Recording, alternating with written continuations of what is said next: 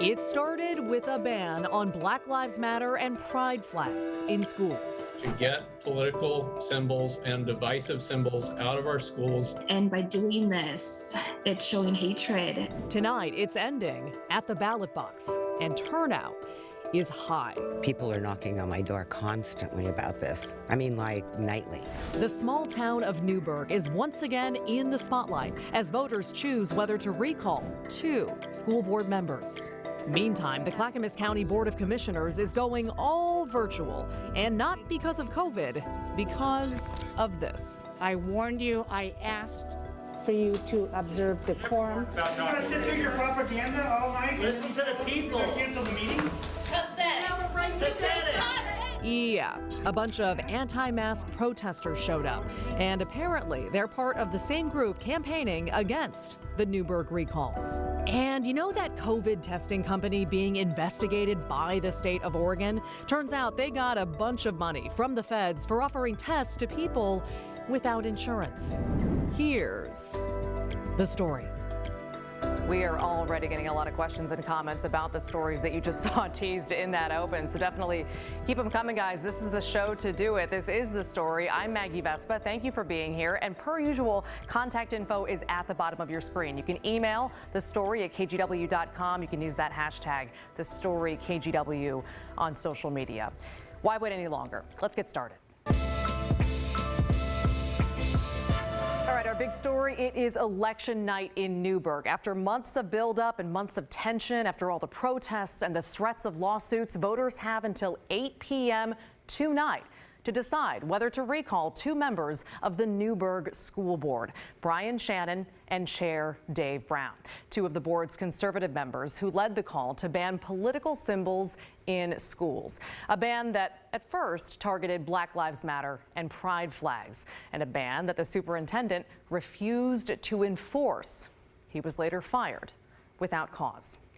Cut to today. Now, I spent the day in Newberg, and I can tell you, just based on the number of ballots we saw cast and the number of campaign signs on display, people there are not taking this decision lightly. Seriously, you can see the campaign signs were pretty much everywhere. But let's drill down on data. Here's a map showing the Newberg School District boundaries. The vast majority of that district is in Yamhill County. In fact, Yamhill County turnout is mostly in that county. Again, the majority of registered voters within the district are in Yamhill, aka the people who have a say in tonight's recall. 25,000 of them roughly in Yamhill County. I'm going to drill down on that. There are also about 600 in Washington County, 300 in Clackamas County. All 3 counties will be reporting results tonight independently. But to keep this simple, let's zero in on the big kahuna. I got made fun of for writing that line, but whatever. Yamhill County, as of 5:30 tonight, about half an hour ago, around 13,478 people had cast their ballots in this recall election. That is a turnout of 53.4% so far. For reference, in the 2020 presidential race, 80% of eligible voters in Yamhill County turned out. In last year's November election, an off year, the turnout was 27%. That's the typical number for off years. So again, for an election like this, that's a really high turnout. Now, I talked to several voters today. All of them felt strongly about this race and about making their voices heard. 2 of them felt comfortable talking on camera as long as they didn't have to specifically say how they voted. Well, there are all sorts of signs out, pro and con, all over the town. So I would think that yeah, people are going to be out there. The education, the school is for education for our children. And that's what we pay the teachers for, and politics belong in the government. I was rather shocked to hear that our superintendent of schools had been fired for no cause. And that things like that bother me because I thought, personally, he's done a good job. And I think that if you're going to fire somebody, that you should at least be able to document why. So. Are a lot of people talking about this election in town? Like, are a lot of people aware of it, or do you hear people talking about it? Oh, yes. People are knocking on my door constantly about this. I mean, like, nightly. And I just think kids need to not be bothered by political stuff at this time. We heard that a lot. A lot of adults don't like that this is being shouldered by kids in these schools, but nevertheless, here we are. Now, loyal viewers of this show know we've been covering this election and this campaign push for months. And for a long time, the campaign to recall Brian Shannon and Dave Brown was by far the most vocal facet of all of this. But last week, that changed. Dave Brown agreed to speak to our producer, Ashley Koch, and here's some of that conversation. It just came out as simple as that, politics in the classroom. And they are political and they are adult driven, and our kids are being used in a situation that can't happen, not in public schools. And we made that decision solely based on politics, because if we keep going down this road, if we lose this recall, then you're going to have to see every flag in every classroom. And that means every flag from both sides of the spectrum, and that's not what kids need. That's not what our schools need. Now we want to know, we reached out to Dave Brown and Brian Shannon today to get their take on this sizable turnout in this recall race and how they're feeling going into tonight. And for that matter, we also reached out to the entire Newberg School Board. No response right now from any of those parties. We did, though, get a response from the campaign leading the recall effort. Kristen Stoller owns a dance studio in downtown Newberg. That is kind of the mural on her business's front window right now. It reads, "From the darkest dark comes the brightest light." Now, Stoller is thrilled about the high turnout, but to be honest, she doesn't know if it's a good sign for the recall campaign or for the opposition. You know, we can't tell because we've had so many people cross party lines. You know, there are a lot of different reasons somebody can vote yes, and it was not an exclusive party relation, you know, really. So we, of course, are hopeful, but I personally have making no assumptions. I have heard from many students, many parents too. We're so thankful for those quiet symbols of safety and inclusion throughout the school, throughout the community, you know, businesses, et cetera, that just sort of say, it's good, you're okay here. You know, you don't have to worry about, you know, not being seen or loved in this space. All right, so one final note on this. Polls close at 8 o'clock tonight. But remember, for the first time ever in Oregon's history, there's a new law that makes the deadline to mail in ballots Election Day. So for the first time, the deadline was today. Ballots just had to be postmarked by today. And that means final results could take days, if not up to a week, say election officials. So we will keep watching and we'll keep you posted. And in the meantime, we should note there are several groups campaigning against the Newberg recalls, trying to keep Dave Brown and Brian Shannon on the board. And one of the most prominent is a group called Free Oregon. We've talked to them before. They are a conservative organization working in local politics. They're against mask and vaccine mandates, and they oppose things like teaching diversity and inclusion in public schools. Here's what happened when some of their members went to last week's Board of Commissioners meeting in Clackamas County. We're going virtual online. We're canceling the meeting. I warned you. I asked for you to observe decorum. You're gonna sit through your propaganda all night? Listen to the people. You're gonna cancel the meeting? All right, Board of Commissioners Chair Tootie Smith was the one talking in the center of the screen there. She canceled the in-person board meeting and moved it, as you heard, online. It started when people in the meeting wouldn't wear masks. I don't care if you're happy. I'm running this meeting. This is the Clackamas County Board of Commissions, and this is the rules. If you don't like it, you will be escorted out, and/or I will cancel this meeting, and we will not have it in person.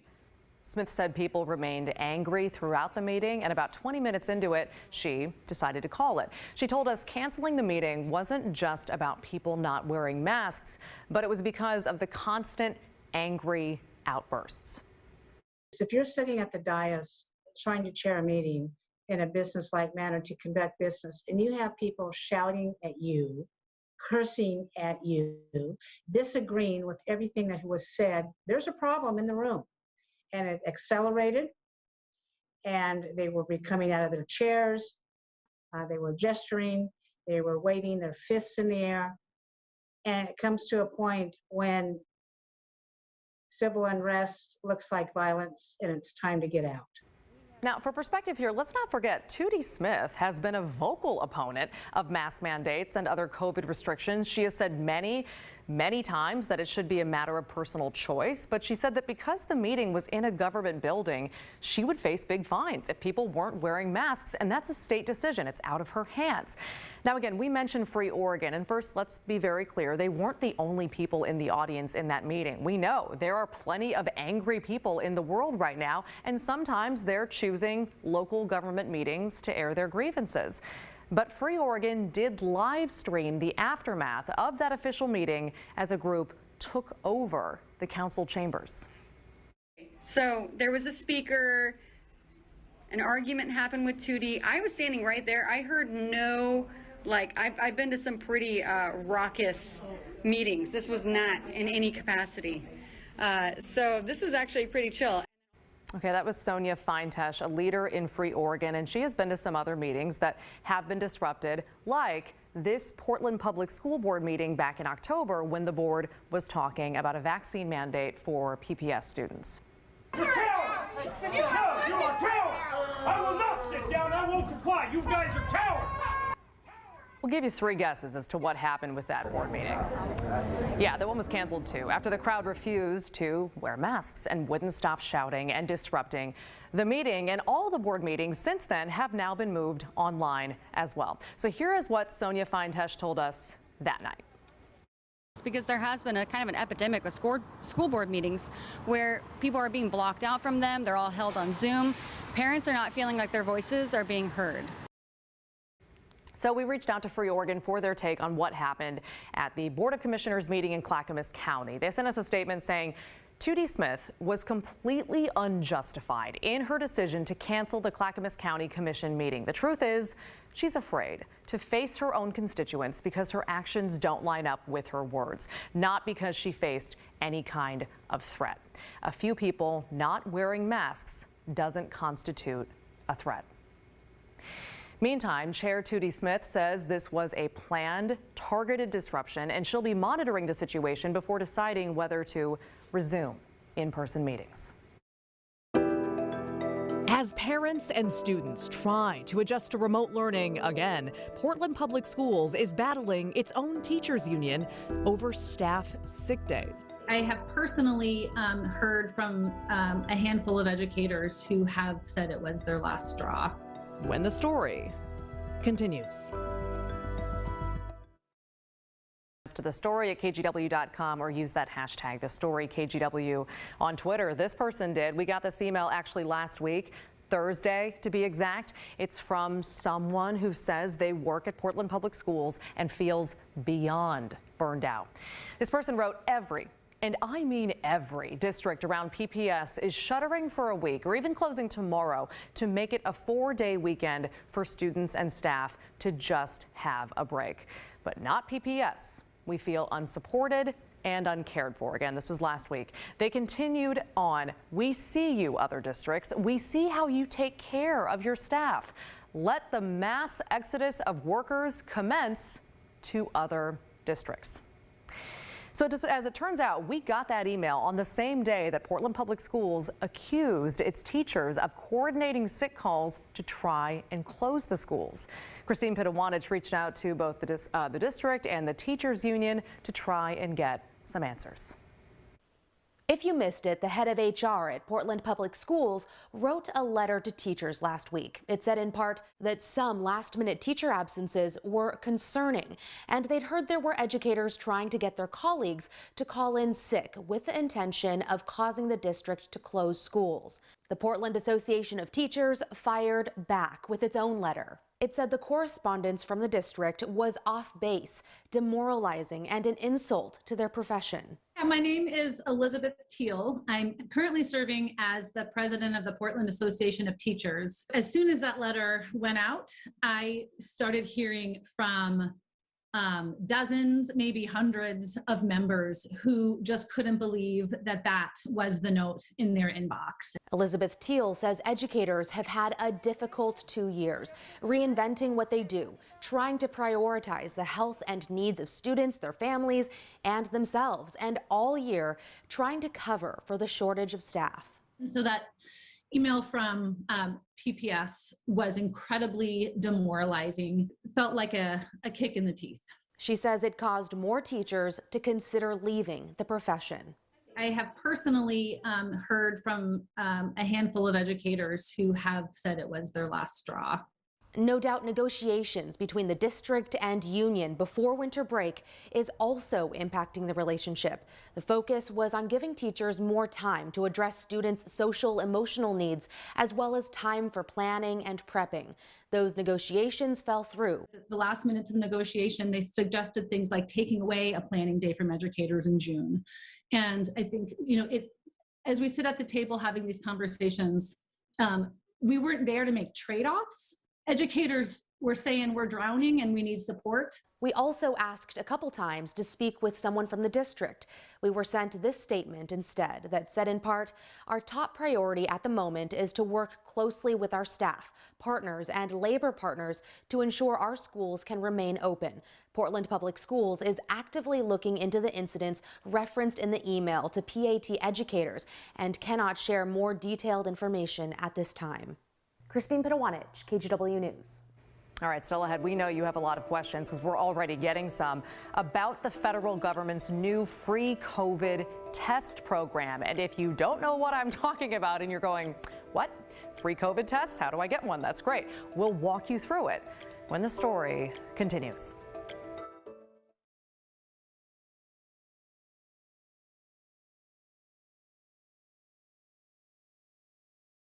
Welcome back, guys. Here's another viewer question about COVID tests. Sue emailed us this morning writing, so when covidtests.gov becomes available on Wednesday, should we go in 3 hours earlier, i.e. 9 p.m.